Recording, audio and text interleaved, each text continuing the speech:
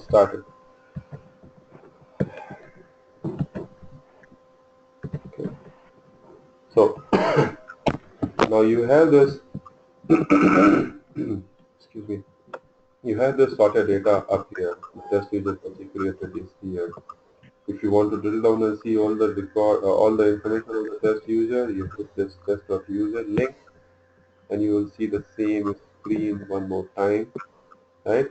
We'll come to roles and groups right now in a bit. So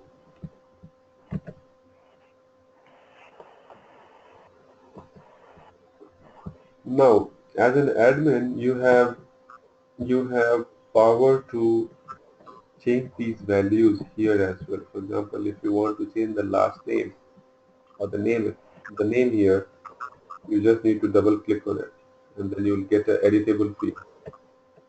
Right now, you are not able to do that because from system properties, this is barred. We have disabled it to change it.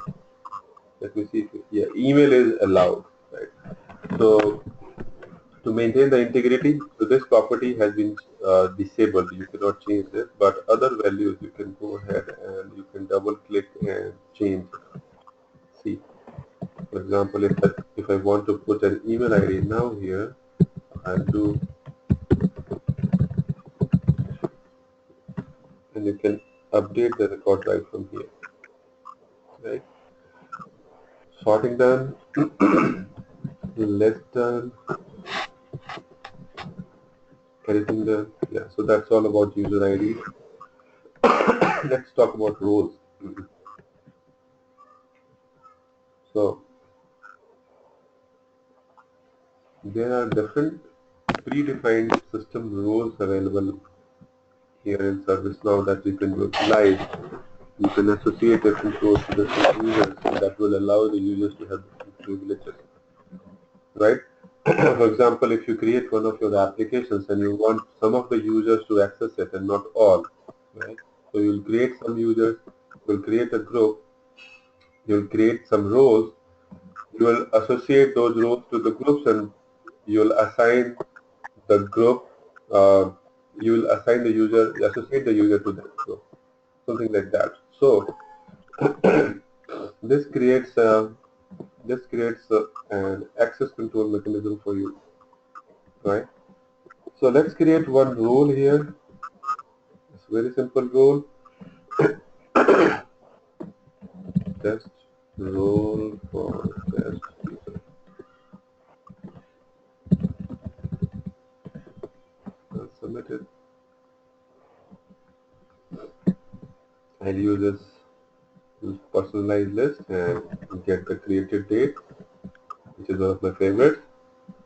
To sort it, I'll sort it, and now I have the role here, test role for test user, right? With the description of test role, you can edit this one as well by double clicking it, right?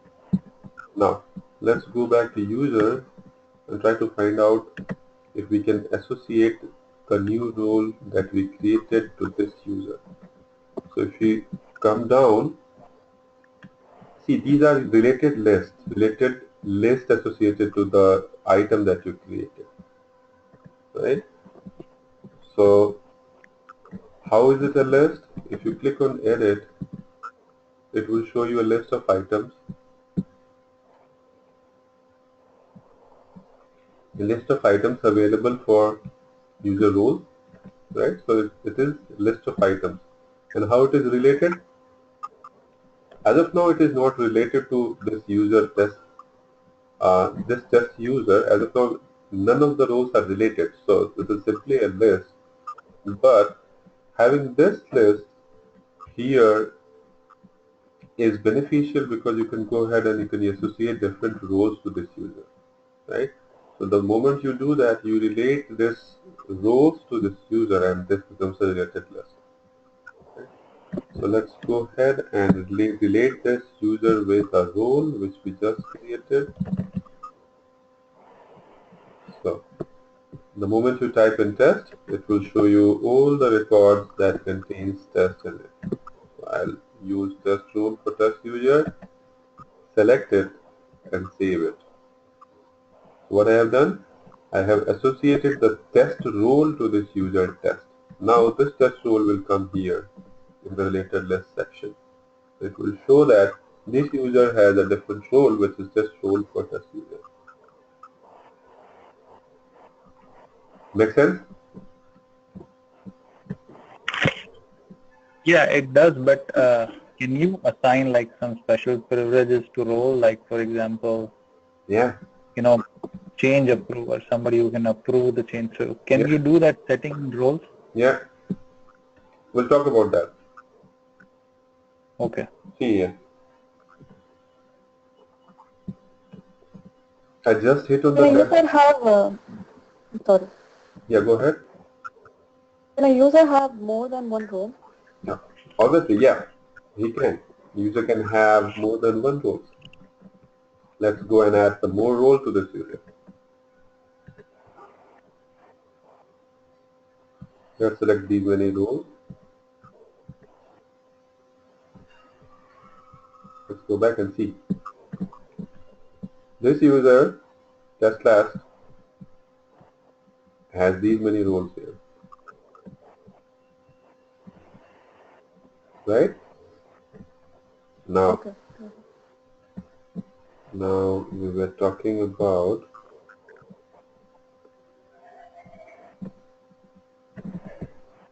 let's drill down into this test role and see what is available. So for test role, we have different related lists available here, which is contains role, applications with role, right? Let's see if I do edit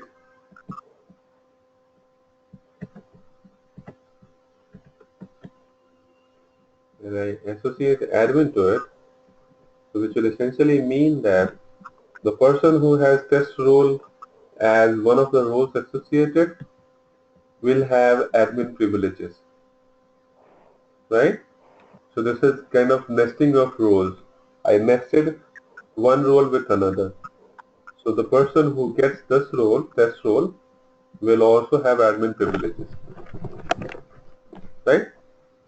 So this way you can add different privileges, and you can go through and read for different roles and privileges available on wiki page. Uh, there is a there is a very good stuff available on wiki page related to roles and privileges. Some of those roles we should understand what are those, so that we can use right roles at right time. Excuse me. So these are base system roles, right?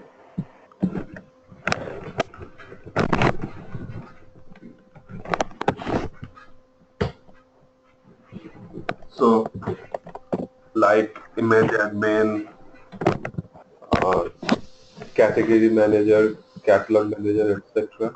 Right? Agent admin, approval admin. So these are the different roles. We'll go through it. Some of the roles we'll be using as and when we do more stuff. So later roles we'll be discussing, right? But for now, what I can do is I can paste it here, so you can refer to it when you want. These So are the out of the box yeah, roles that system comes with, right? absolutely, yeah, Okay. absolutely.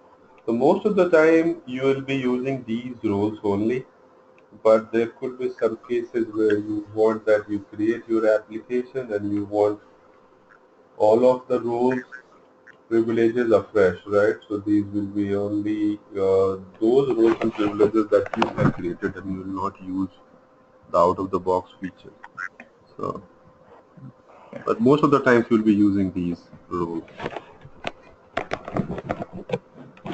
Okay,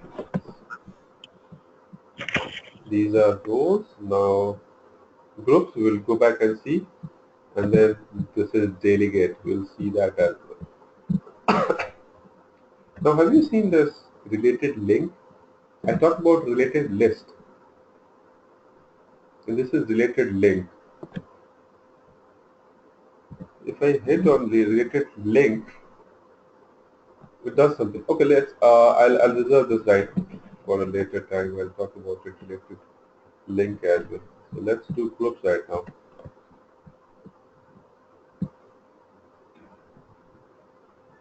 So see, some of the groups here are like the CAB approval, CAB you understand, change accreditation board. This is very important and you might be knowing because most of you are working on the client side projects, etc. So you might be part of change accreditation board or maybe change the CCB meetings, etc. etc. So, so one of the groups is CAB approval group. There could be capacity management group.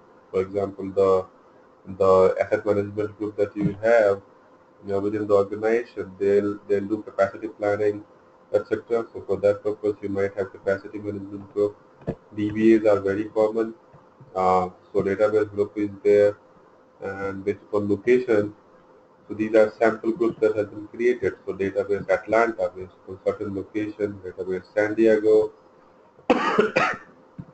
ECAP approval, field services as in some of the agents who are into the field selling your product. So there is one group for field services. Hardware is another group. IT finance cab approval group is there. IT security group is there. So you talk about different functions in the organization. Whatever function that you have in the organization, you may create their group into the system, right? The aim of having these groups into the system is to provide most relevant information to the concerned person, right? So having these groups and roles will ensure that you provide refined and relevant information and data and report to the concerned person. So these are 22 predefined groups that are there in this instance. Some of these groups might have been created by me, so don't worry. But these are good examples that how we would use groups into the system. Now let's do a simple creation of a group. It's very simple, like we created user and role. So let's do test group here. Let us put some group manager, test description. You may or may not put a group email. If you have a distribution list, I think you should put here. If you want to make a parent group, I mean, if you want to inherit some of the properties from the group, you can pick one of the groups that has already been created, and then you can hit submit. Now, I'll do my favorite stuff. Get created here. Hit OK. Now we have this test group. Once again, you can double click description to change it. You can change active as well, manager as well. You can change this data, right? So you can select different fields to display on the screen. This gives you the record count in the groups table, right? So you are displaying 20 items out of the 23 items available in the groups table. You can use this drop down and this free text to search through the items available. You can pick any of these fields. So basically, which field you choose, whatever field you choose, you apply some light search, and it will show you that data, right? So you can do that. Now our group has been created. Let's go to users. I'll go to test users, and let's try to associate the group to this user. Now you can create a new group as well from here using the new button. Alternatively, you can use the edit button to associate group or groups to this user. again, like you asked for roles, you can have multiple groups associated to the user as well, right? Right now, I'm going to associate test user, and let's do one more group, which is cab approval. And save it. Let's just scroll down. We have two new groups associated, cab approval and test group. Okay. So now these groups, cab approval and test group, whatever permission, role, privileges these groups have, this user will by default get all those access or privileges, right? Because this user is now associated to the two groups here, right? Now let's talk about delegate. So delegate word, you understand, this is very simple. For example, if I am a team manager and I am going on a vacation where I may not be able to see emails and respond to queries, etc. So what I'll do is I'll delegate my responsibility to some person, my subordinate, and give him some privileges or give him all of the privileges that I have so that he can entertain those privileges while I am absent. And when I get back, I can revoke the privileges that I gave to him and start working on my own. So let's see how we can use delegates. So delegates here has the same convention. So delegates for approval, assignments, CC notification, meeting invitations. This is what you can do, and you have to pick a delegate. For example, if I am system administrator, see here, I am system administrator. I am going on vacation. I want that during my absence, Rahul should be my delegate, and all or any of these activities that I do on a usual basis should be done via Rahul, right? So this way I can create a delegate, associate it to the user, and go enjoy my vacation, right? And now again, if you want to change this stuff, double click here, change the value. Why I am showing this? Because I want to make sure that you understand that all of these sections you can use to update records using admin privileges, right? So if you are admin, you can do whatever you want, except few things. We'll be discussing what all things you cannot do as an admin. And I assume you can delegate to as many users as you would you like, Yeah. right? Yeah. So you can have a hierarchy of the delegate as well. Let's say I'll pick another delegate. I'll pick Naveen Puri, and I will not give him approval rights. So here is another question. So if you delegate, let's say, to Rahul Rakesh, and Rahul Rakesh delegate to somebody else, does it go like a level down? I mean, It's does, it's you not know, like that. It's not like that.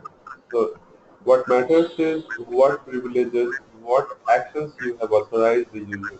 For example, approval, assignment, CC notification, and meeting invitation. So I have not provided this approval for here.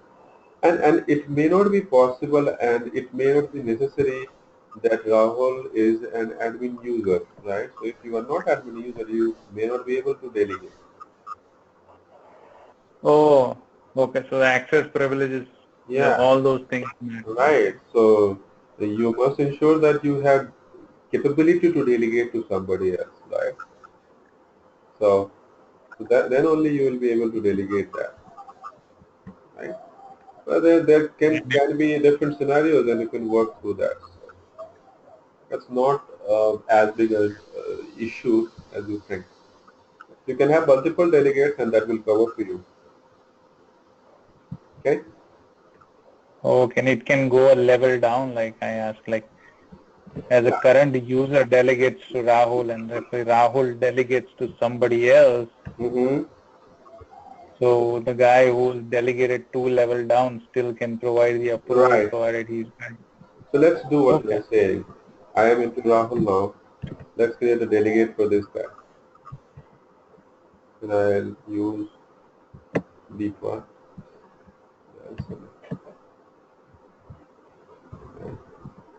So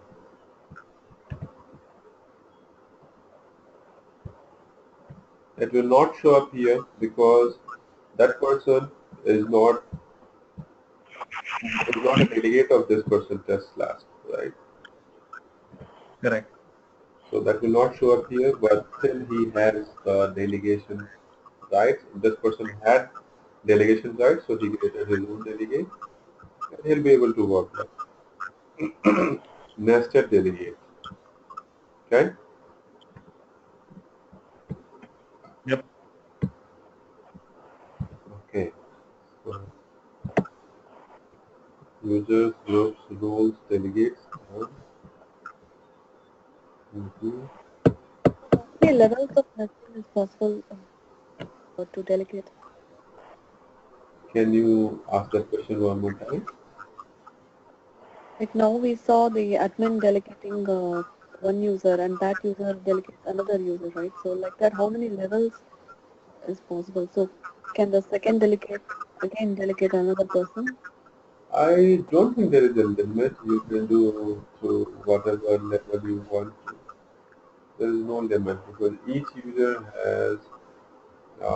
user can associate itself to a delegate, uh, provided there is some sort of privilege for delegating. So I'll have to see if there is some rule like delegate or something. I don't think there is something like delegate rules, etc. So every user can delegate himself. So let's quickly do that for any of the user who is not admin.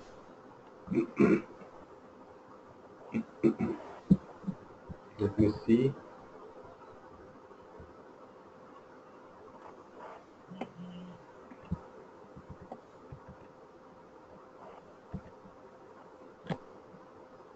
Okay, I'll quickly show one more good feature available here. That is the contextual menu. Right? So any of the in the content area, if you right click, you'll see the contextual menus available here, and these are very powerful. Powerful in the sense, for example, I sorted out the list or I opened this list, and now what I want to do is I want to see only those records where there is no rows associated. So I'll go ahead on the rows column, right click here, and I'll do matching. When I do show matching,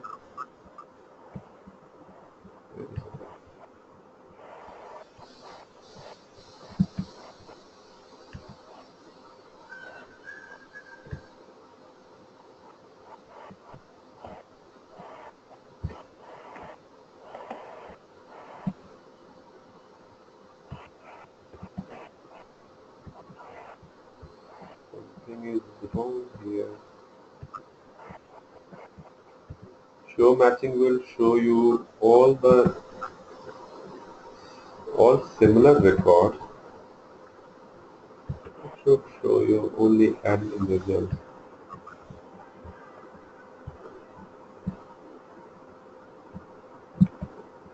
Why is it showing the blank ones?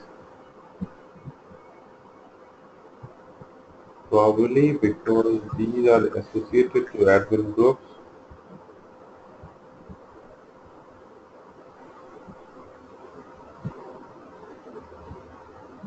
Okay, we'll see that. It should not show these two blank role records here because I was doing show matching on the admin value here. So what it does is when you go here and you right click and you do show matching, so it will show all the matching records first. and then it will show the rest of the records. If you do filter out, it will show all the records but the one that you filtered out, right? It will filter out the record that you just skipped, right? So it will not show that kind of stuff. So two very important features available here in form of formatting and filter out.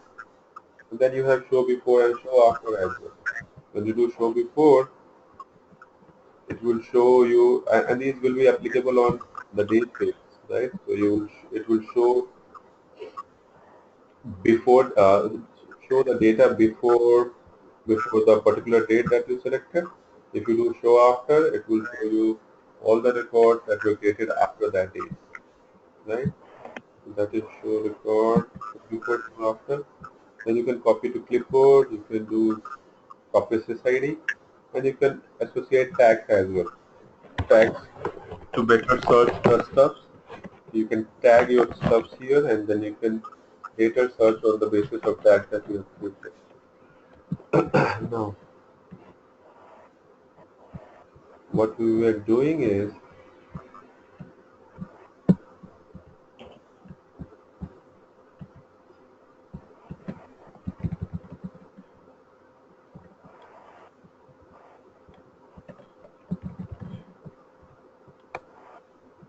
I'm going to find out a user for which the role is not admin. So let's go for this Naomi Greenleaf. So this user is not an admin user, but this user can still delegate his responsibilities to somebody else, right? So any other user, pick it and submit it. So essentially there is no limit as such for delegating. You can delegate to any number of persons. So this comes down to the user level, right? Don't see it as it's a nesting of stuff. Although it is a nesting, like I delegated to you and you already delegated to somebody else, but it does not mean that I delegated to the other person that you delegated to. Although the other person will have the responsibilities and privileges to delegate stuff to work on the stuff that I was working on, but don't see it like that, right? Because every user can delegate to somebody else. Does that answer your What's question? a what's a real use case scenario like? When does this happen? So suppose there is a production system. Does anyone do that, like this delegation? For sure, the person does that. For example, let's go to this change request form from the change request application. Let's pick this rejected change request, where this change request was created for some urgent activity. And you will see here that the impact of this change request is very high, where this change request was rejected by the person who was supposed to approve this, right? And the person rejected it. Now, after rejecting, the person went on vacation, right?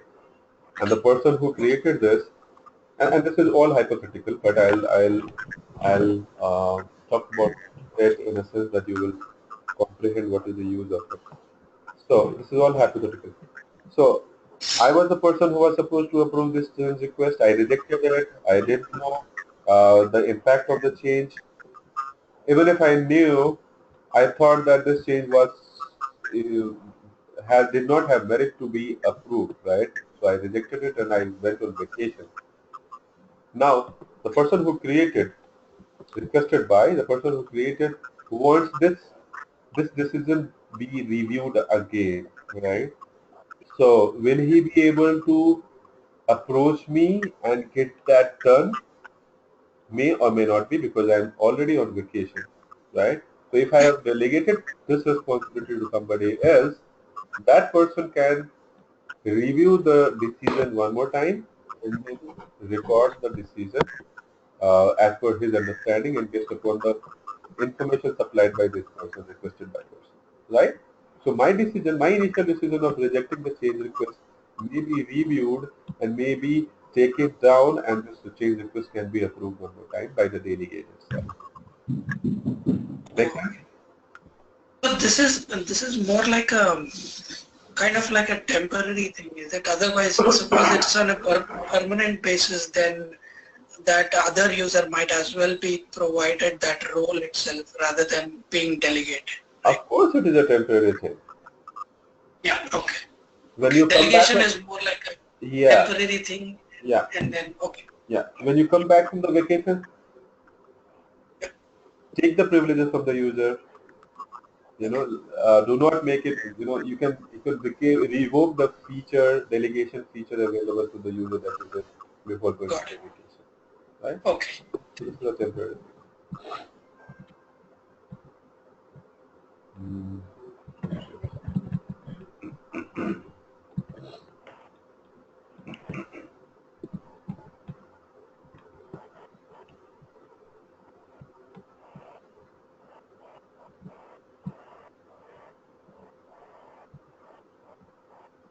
See, I know we talked about this settings button here, but we did not see what all features are available here related to this setting button.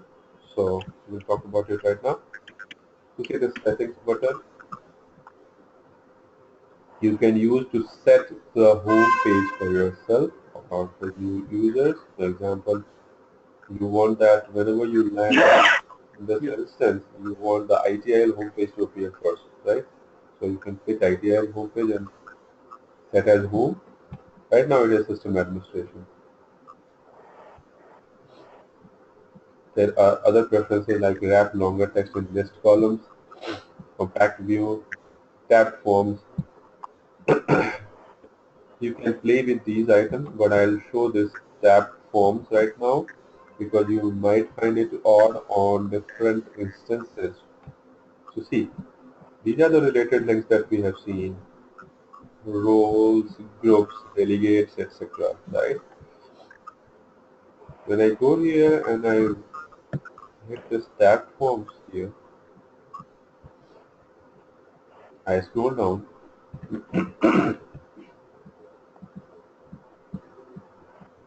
All those lists are now coming as groups of tabs, right? So doing this, in some of the instances, you might see that there are tab groupings, while some of the screens you can just scroll down and see all the sections, all the related lists as you saw earlier. So you have the feature to toggle it, and you can see the changes here, right? So it's your preference.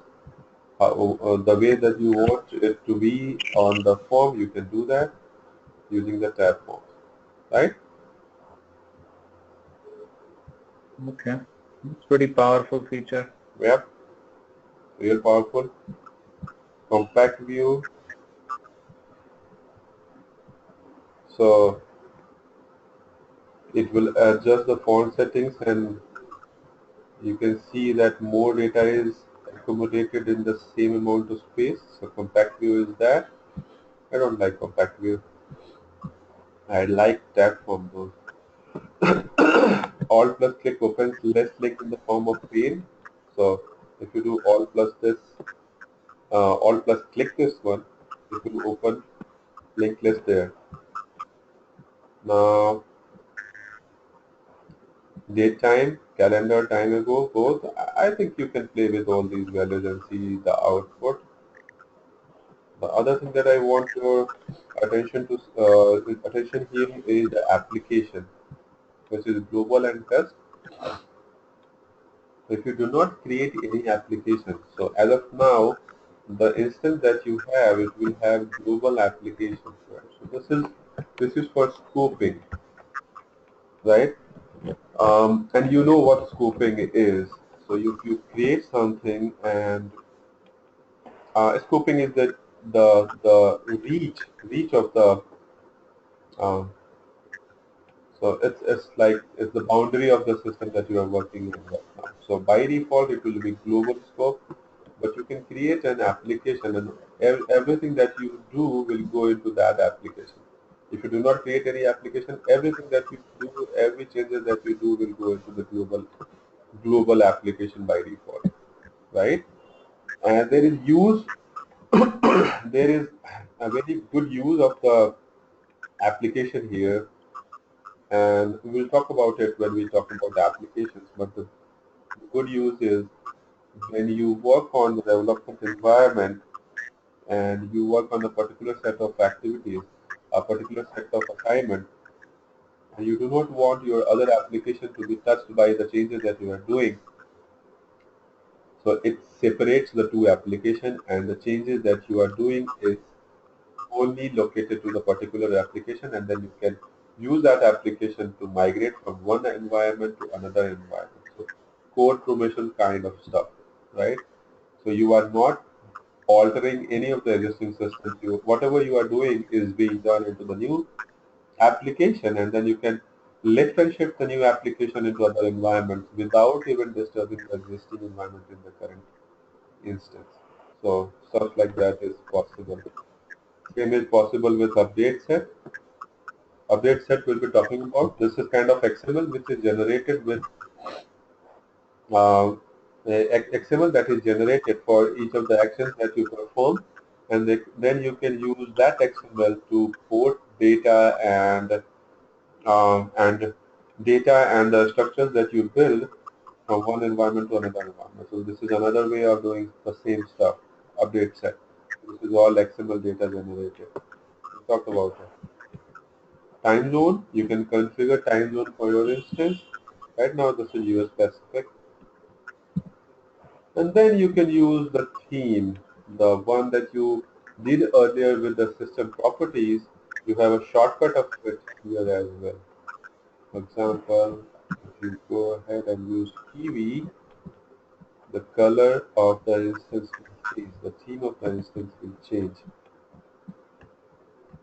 I like to have the tangerine here. So this is all you have here in the settings. And then you have this printer friendly version. So if you want to print any of the screens, you may like to hit this one, and you'll get the printer friendly version of the same pages. If you are a developer and you want to debug the JavaScript log, or you want to see the logs by applying watches, etc., you can use this JavaScript log. So this will give you a very powerful feature of debugging the JavaScript real time on the screen. So whatever action is performed by JavaScript here on the screen, you will be able to see the outputs of it here. For example, if I go back here on client script, no, not client script, excuse me.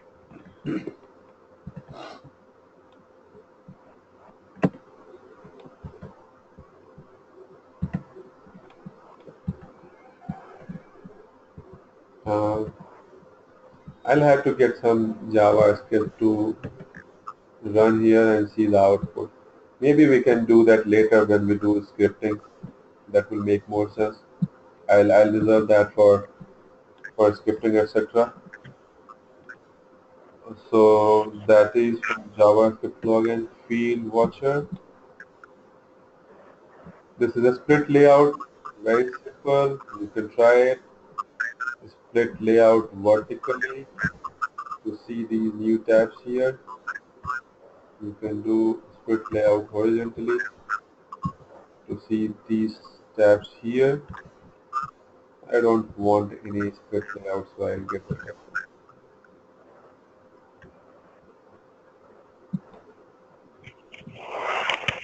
So that's pretty much it in the settings section here. If you do not want to show this, the title bar, get rid of this by using this. If you do not want this navigation pane, for sure you want this content pane, so you will not be able to do it. Now if you want to search something, for example, I want to search, I created a user, test user some 30 days back, and I do not remember that what I did and where I did. So I can go ahead and simply type test user and hit enter. So it will show me all the records, all possible records that contains test user in it. So let's see what the search result contains. So it shows that 9 matches are there, right? Test user comes into the changes, it comes into change task, it comes into change catalog task, client script, UI policy, notification, system properties, users. So these are all components that we will be discussing in our next sessions. But I wanted to search for test users and I didn't know where I created the test users, so I'll do test users, and using these breadcrumbs here or links I can understand that I created users, test user in the user section. I can navigate to this and I can hit test user and see the record that I was looking for, right? So very powerful test user. Uh, sorry, very powerful search feature available in ServiceNow. Now, so is this only applicable to records? No, you can search for scripts as well. For example, if I go to some scripting section, which is in this case um, catalog client script or client script, let's say, I'll go to some script here and I'll try to search this line of text here. Let's go back. I'll hit search. So this will take you to that piece of code where this line of text was written by you, right? This is some sort of JavaScript code that I wrote in some sort of a script for some purpose. Now I wanted to search this, right? Can I do that? Yes, you can do that. You can use the search feature. When you do a search, hit enter. You will see the client script where you wrote this line, right? So that shows how powerful the ServiceNow search feature is, right? So use this feature, search feature, anytime you want to search anything that you do not remember.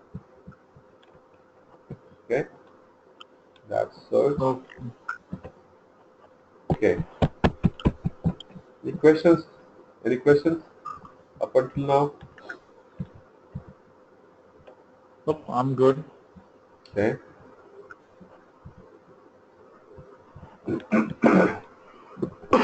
Excuse me. Some problem with the throat today. Now, user management.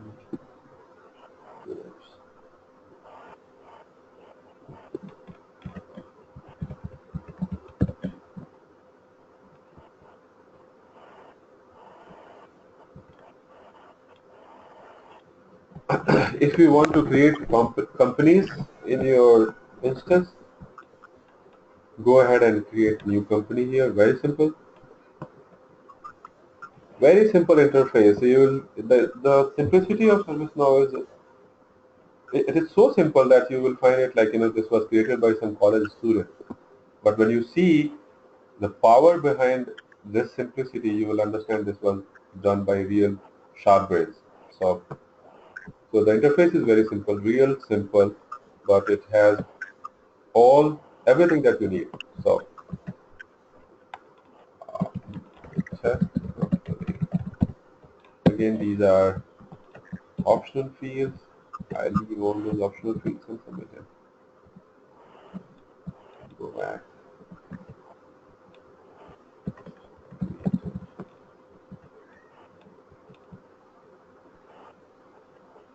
Yeah, it seems very intuitive actually. Yeah. Double click to change the values. Okay. You created a company. Let's create a department. You can go to user administration and create departments. So we have these many departments available here. We don't have admin. Let's create some admin department here.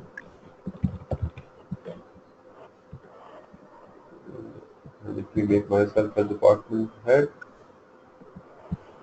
Submit it. Right? You have the department here. Let's hit this admin one more time and see how many. So now, since you have created this department, you can associate users to it. So let's do new user, uh, admin 123. I'll keep the rest of the items as blank and submit it.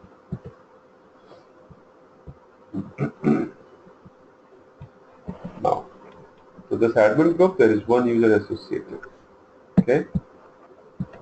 Let's go back to the company's data. I created company here, right? And hit this test company and see. If you want to associate users to the company, hit new, create users, associate group. Right? So this is department and companies.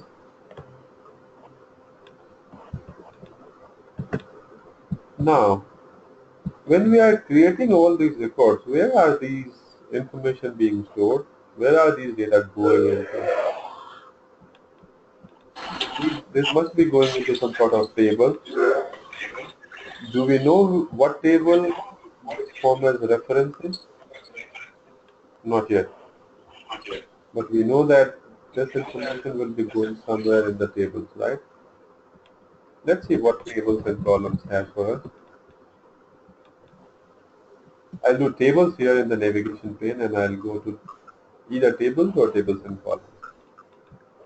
Let's see, there is a list of tables available here for us. So many, right?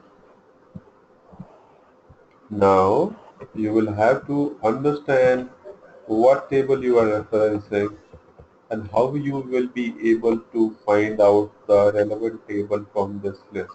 Is there any pattern or something? How will you see the table structure? How will you see the relationship of the tables, etc.? How you can do that? You will have to see through these tables and columns links here, right? So,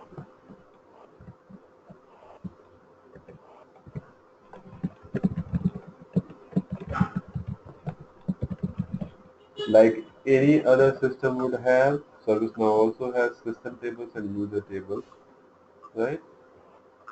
And user tables are basically user-defined tables, right? And system tables. So any system that you have, system table that you have will essentially start with system sys underscore. User table will typically start with u underscore. Okay. Now, uh, if you have a table that you want to create for user access, and this is a user-defined table that you are creating. User-defined table. Now the naming convention that you have is u underscore user underscore access. So this will be your table name.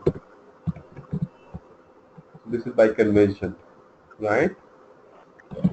U underscore displays that this is a user table, user-defined table that was created by some user, and then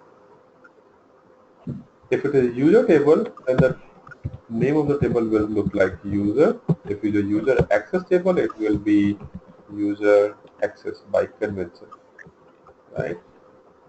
Conventionally, you do this. If it is user roles, it will be user roles, all in small. User, if it is user groups and roles, groups, roles, or user groups and roles, something like that. Okay. So if you have this thing in mind, it will be easier for you to find out tables, relevant tables here. And also, each table has a display name.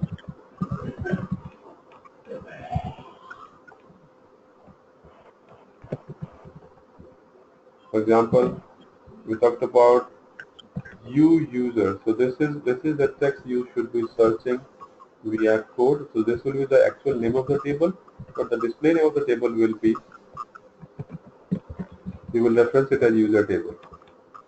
You will reference this as user access table. You will have to reference this as user role table. User group and role table. Okay? So you now understand it's kind of key value pair. Let's see. Okay. Was that a question? Or? No, no. I was Okay. just um, Okay. Okay. C. So if it is access control, so this access control text is the display name. Okay. While the name of the oh, actual name of the table is sys underscore security underscore ACL. oh, Okay. got it. Get it? Yep. Simple, isn't it? Now, application table. So the actual name of the table is CMDB So the display text for the table is application. Right? Let's try to find out company table. So what I did is I went ahead to this section. Let's go here, top at the top. Let's make it full screen. I want to search companies table. So I'll come here and I'll start typing companies. Right? So it will take you automatically to the to the company table or to the matching text. Like I typed COM and it came here to COM comment table, right? And now you can scroll down to find out the company table. So this is the company table, right? So this is core company table. Now you would say that this table does not have my naming convention. It does not have the sys underscore prefix or u underscore prefix, which is quite possible as well, right? Because this comes as part of the application. For example, this computer table contains CMDB underscore. So this signifies that this is a part of the CMDB application, which is good, which is acceptable, right? But by convention, this is what happens, right? For example, if you want to create a finance application, finance application, and you want that every table that you create starts with fin underscore. You can do that, right? You can define your own prefix, and all of the tables that you create for that table will be assigned this prefix by default. So it will be easier for you to find out those tables when you need to find out the tables here, right? So that's how you can do that. That's table naming convention. Now let's talk about how you can create a table. Very simple. You have the interface here. Create table, create application, browse application, etc. Let's talk about create table. I'll hit create table here and it will give you this interface where you can provide information related to your table like label, name, extents table, etc. And then you hit submit.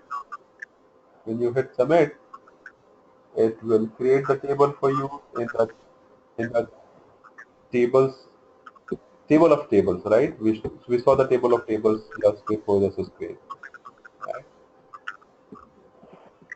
So label, the display label that we talked about, right? And the moment you start putting the display label here, the name will populate automatically. For example,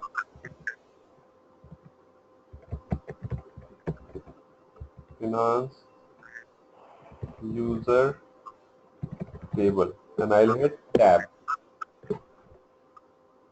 See, the name populated automatically and it became new underscore finance underscore user underscore table, right? If I do,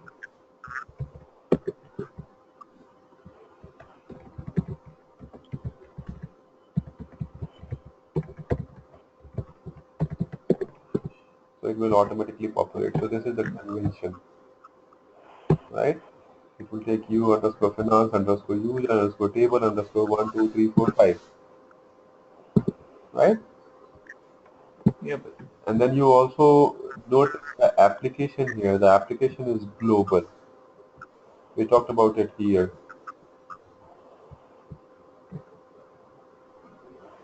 Global, right? So the moment you start creating this table into this global application, what you are doing is you are associating this record, this table to the global application only. And if you are into test application or any other application than global, you will not be able to access this table. Okay, so all the changes that you are doing into this table right now will go into this global application, right? Then we have this create module, add module to menu, and new menu name. Now, if you remember in our previous sessions, I talked about ServiceNow is just a declaration of tables. It's all about database tables. Everything that you see here is some sort of table somewhere in the ServiceNow database, right? So the new table that you are going to create, the finance user table, may also appear here if you want to as an application, right? If you create a module and if you add this module to menu, it will appear here somewhere as an application, right? And when you hit that application, for example, this IMP table, Tableau, whatever it is, I created earlier, and this is a menu item created for this application. I hit this and I'll see the application here. There's no record in this application, but I can hit this new button and I can see that I can put these values here and submit, right? Now I have this record here, right? So this is how you can create a table, and then on basis of all the tables you can create an application as well. Or the other way around is you create an application and the table gets created with the application itself. For example, if I hit create application, I'll put the name of the application here, version of the application, I'll mark it active. Again, application scoping, where do you want to have this application? Global? Now the scope, there is a scope created as well using the name of the application that I created. Custom application. And when I hit this, let me go back here. Let me hit create application and put some relevant data. Custom application. See, now these are populated by default. The scope populated by default. This means that we are going to define and define a scope for this application, custom application. Now, the primary menu that we want to appear on the screen is a custom application menu that will appear somewhere here, right? The user role that I want to associate this application to is, this comes by default, X25488, but you can change this as well, right? You can go here, pick any of the user roles, and then I can put here, content manager role.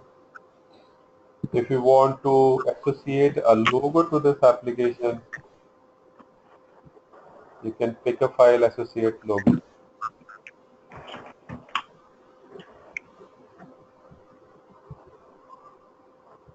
I didn't want to create this record. Create it.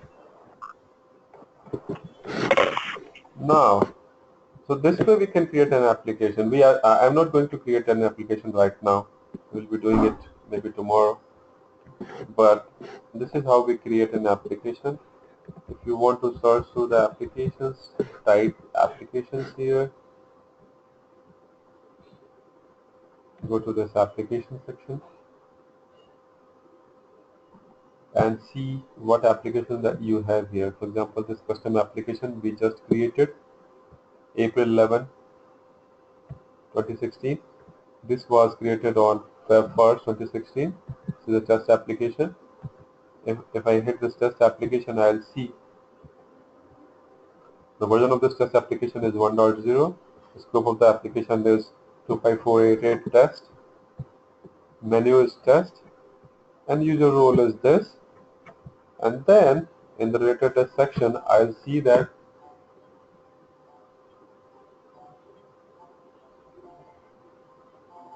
can you hold on for a second, please?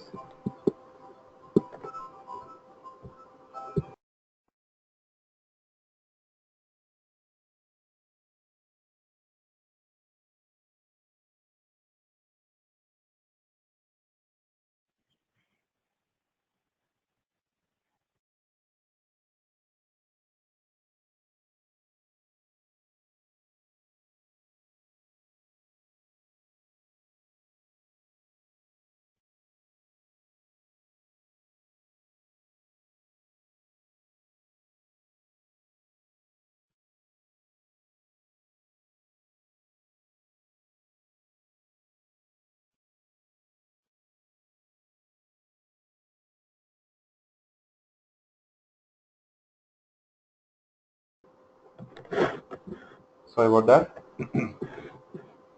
So this is the table associated to the application, and you can search through this table, right? So test table, the role that you associated comes here, application menus come here, application files, these are the files that are associated to the application, any dependencies to the application, and update set. We talked about update set here,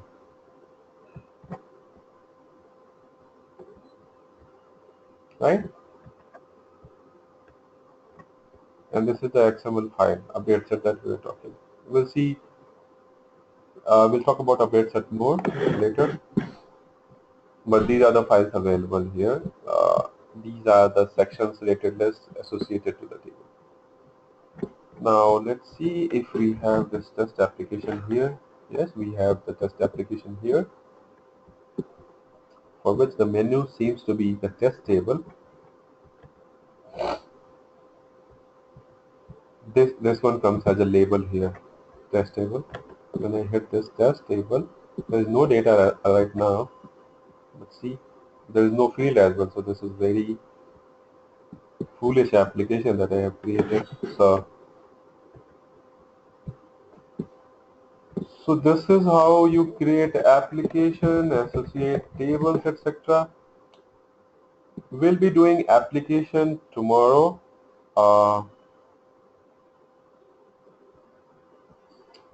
Using this interface, application, system applications, application, and create new application. When you will create new application, you will have three options: from scratch, custom application, from template, right?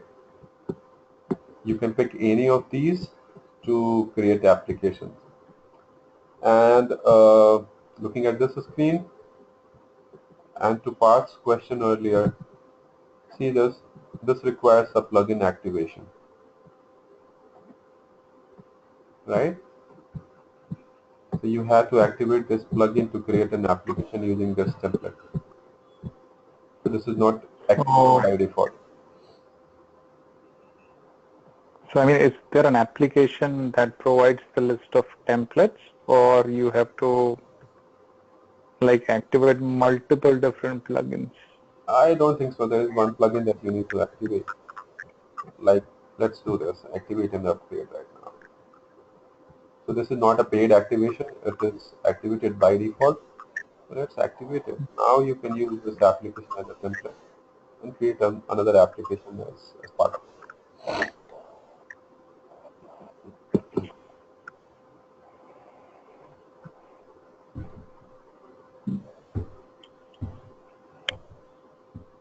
See, all it is doing is referencing some XML files here. The list of files were coming right now here. The XML files. So these will be the update sets which are stored somewhere on the this XML file. You seeing this XML file? So these information are stored somewhere in the ServiceNow repository as part of the XML file. Now that I am activating the plugin, it will pull all the resources from the XML file and build the template application here. And then using that template application, you can create your own application. So that's a way of creating an application. There are two other ways to create application.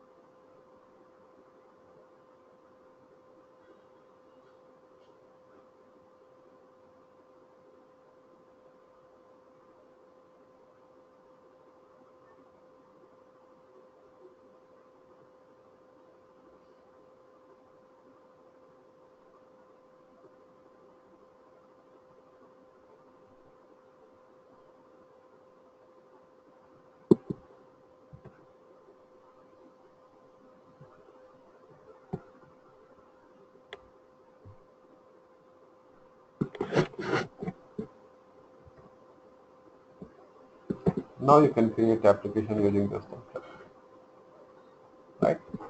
So maybe if you get time, you can try creating applications, or we will create application tomorrow, right? So that's all for today. I'll not take any new topic today. We'll do it tomorrow, same time.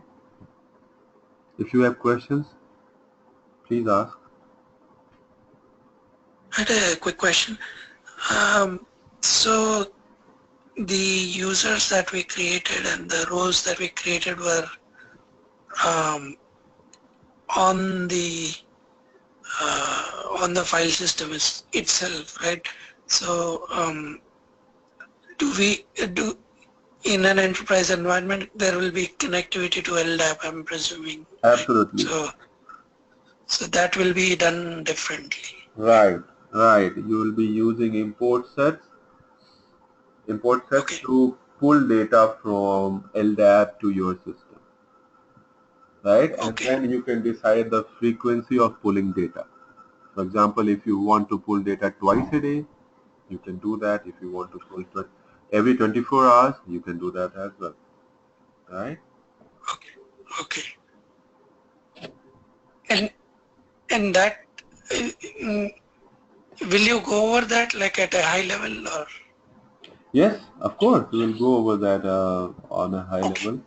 I'll show how we can do that. Of course, LDAP we do not have access to. I do not have access to LDAP environment, so I'll not be able to do that. But for sure, I have access to my Unix box, the Linux box in AWS. So I'll use that box to demonstrate Okay. how I can pull data from that Linux box, or maybe from a Windows server that I have in AWS. So I'll use those Okay. two servers to pull information from those two servers into ServiceNow environment. I think that will be a good Okay. exercise. Okay. Thank you. Okay. Any more questions?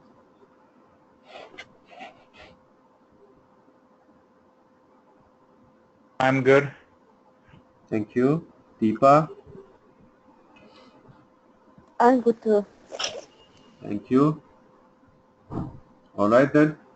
We talk tomorrow, Thank you. same time, and we can use the same link. If we are, Alrighty. and see Thank you. here, since we approved the change request, I got this email because we enabled the email yesterday, email feature, and the approval request was triggered by the system, and now I got this email on my email IDs, and this person as well who was a delegate, Praveen Watkuri, he also got the email, right? So this is how you get emails, and this is part of workflow. You you put your notification template and emails in place somewhere into the workflow, and each workflow stages when it hits, it will send emails out of the system and will notify the person uh, responsible for doing some sort of activity, right? So good that it came out. Okay, thank you for your time. Okay. We'll talk to Thank you you. tomorrow. Thank you. Thank you. Thank Thank you. you. Would there be a link that you would be emailing about this recording, with this recording, or? Let me see. I have not used it, Okay. this feature. Let me see if I can get the link for you. Uh,